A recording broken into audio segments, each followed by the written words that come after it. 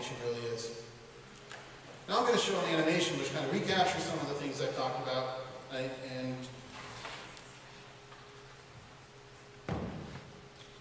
typically this is pretty well received.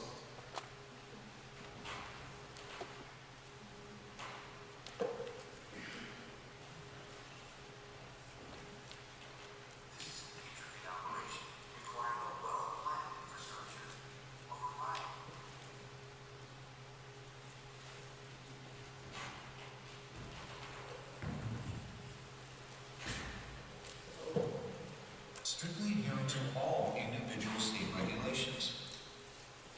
During the drilling process, the rig is in constant operation 24 hours a day, 7 days a week, for approximately 21 to 28 days. As an added precaution in some areas, a protective mat covers 2/3 of the pad site. Utilizing heavy-duty industrial-strength drill bits, a typical well is drilled in several stages, starting with a large diameter drill bit and then successively smaller drill bits as the drilling is advanced. After drilling each portion of the well, nested steel protective casing is cemented into place. This will protect groundwater and maintain the integrity of the well. Initially, and prior to moving in the drilling rig, a large diameter hole is drilled for the first 50 to 80 feet. Conductor casing is then cemented into place, stabilizing the ground around the drilling rig and wellhead, and isolating the well from most private water wells. In the Marcellus area, the freshwater zone extends to approximately 800 feet below ground. The freshwater zone consists of porous sandstone and rock stratus containing water within the pore space of the rock. Chesapeake utilizes air drilling until the hole is advanced to an average of 100 to 200 feet below the base of the freshwater zone. This provides added protection to the freshwater zone. A series of compressors and boosters generate the air that is used to lift the rock cuttings and fresh water into steel bins. The rock cuttings are then disposed of within state guidelines and permits.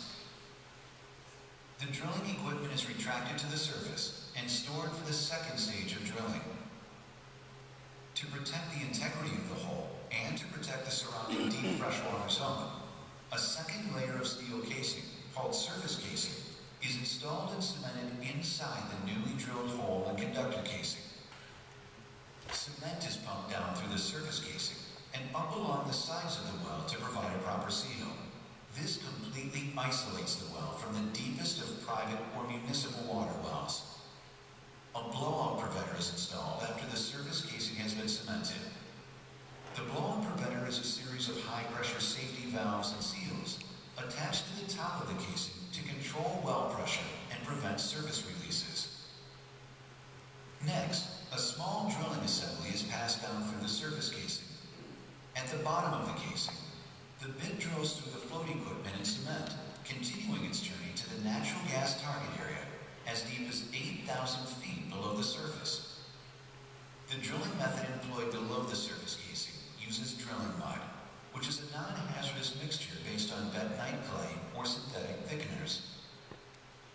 In addition to lifting the rock cuttings out of the hole, drilling mud also helps to stabilize the hole, cool the drill bit, and control downhole pressure. A few hundred feet above the target shale, the drilling assembly comes to a stop. The entire string is retracted to the surface to adjust the drilling assembly and install a special drilling tool. This tool allows Chesapeake to gradually turn the drill bit until a horizontal plane is reached. The remainder of the well is drilled in this horizontal plane while in contact with the gas-producing shale. Drilling continues horizontally through the shale at lengths greater than 4,000 feet from the point where it entered the formation. Once drilling is completed, the equipment is retracted to the surface. Then, a smaller diameter casing, called production casing, is installed throughout the total length of the well.